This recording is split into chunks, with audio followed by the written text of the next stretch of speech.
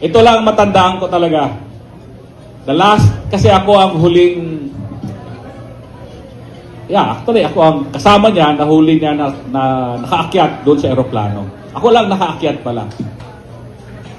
Dahil si Bingbong, si Sec Menjaldea, umakyat para sumama.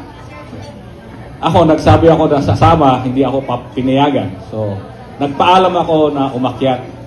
Kasi nung nandun pa kami sa base, sa Air Force, may isang doon, nag-usap sila kinausap niya si Torre at sinabi niya, General Torre, pwede ba bago tayo lahat ng gagawin, mag-pray muna tayo? Sabi naman ni General Torre, yes sir.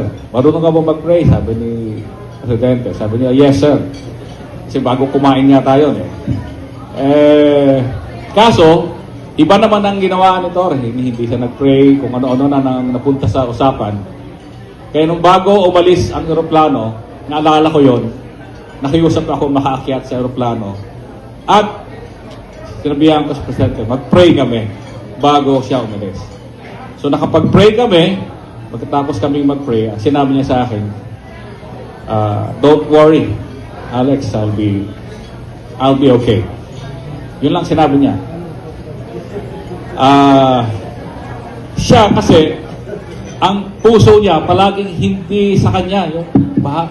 He doesn't care about what happens to him, but he always cares about other people. So, inassure niya na huwag kayong I'll be okay. Huwag kayong mag-alala.